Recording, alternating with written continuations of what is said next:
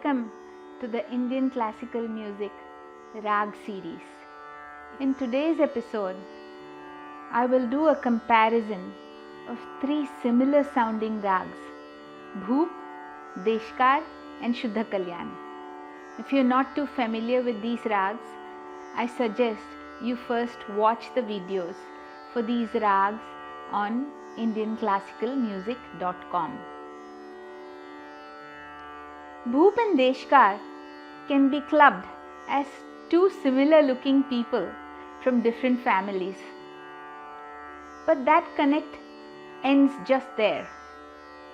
Bhoop is a Kalyan-ang rag, as we spoke about, and Shuddh Kalyan is a prakar of Kalyan. The Indian classical music term of the day is prakar. Ang is like a body part with similarity to Kalyan, but prakar would mean offspring, born in that family. Other examples of prakar are Bhairav ke prakar, Kalyan ke prakar, Malar ke prakar, Sarang ke prakar, Kanade ke prakar, Todi ke prakar, and it goes on. Bhupali uses Ga and Dha swar combination, which is the vadi and samvadi. And Deshkar uses Dha and Ga, which is the vadi and samvadi there. And also it goes Sa Dha, which is not done by Bhupali. Sometimes Deshkar sounds like Bhupali in the higher octave, like you will hear me playing the violin and then singing sometimes. That's because my violin's pitch is too high. So sometimes Deshkar sounds like Bhupali in the higher octave.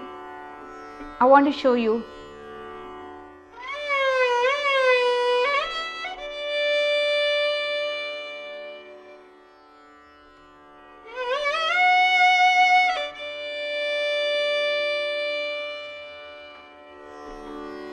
Till here, it could be either Bhupali or it could be Deshkar. But then, using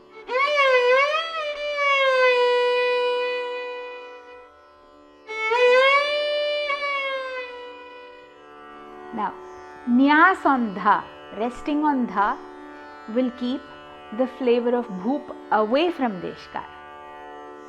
Sometimes artists deliberately hide for a few seconds the original rag that is being sung and make the listeners wonder what is happening with similar sounding rags like Bhoop and Deshkar and even Shuddh Kalyan. The art of hiding the original rag and showing a glimpse of another similar sounding rag without breaking the structure or the rules of either rag is called Tirobhav. And then again, getting back to the original rag is Avirbhav. But usually, an artist does not think of this while performing except trying to keep the purity of the rag and thinking what are the different paths to exploring the rag. This happens automatically, this Avirbhav and Tirobhav. Now let's look at Avirbhav and Tirobhav with Deshkar and Bhupali. Deshkar.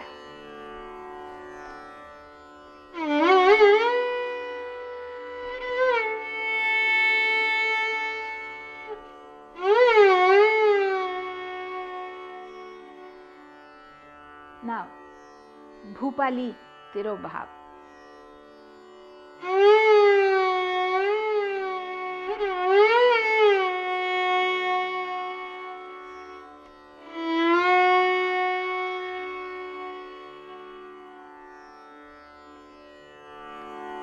When I use the re, then I am showing Bhupali completely, because if you remember, I said Deshkar doesn't have the re in the ascending.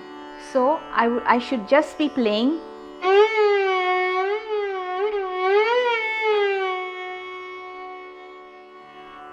Now ga is the nyaas, so I am stopping at ga in Bhopali.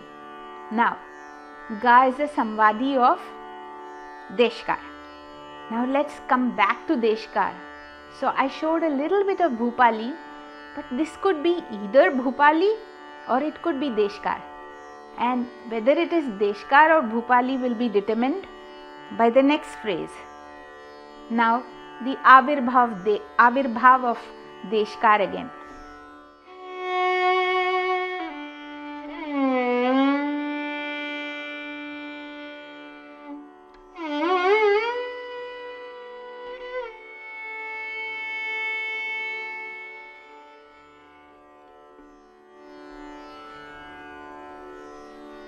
Now Deshkar and Shuddh Kalyan. Let's look at a Deshkar phrase.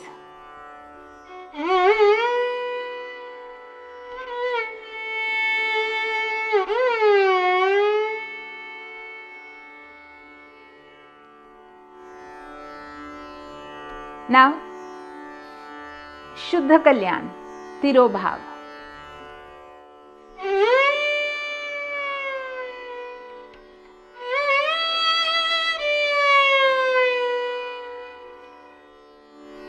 Remember, I said in the upper register you use re.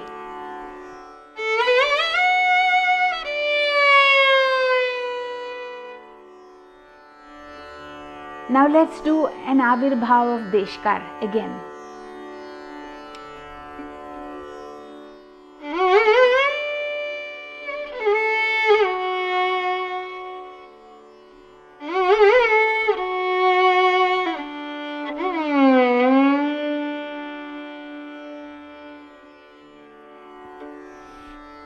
Now let's look at Alpatva and Bahutva, two other terms which if you do not understand you must go and look at the earlier videos.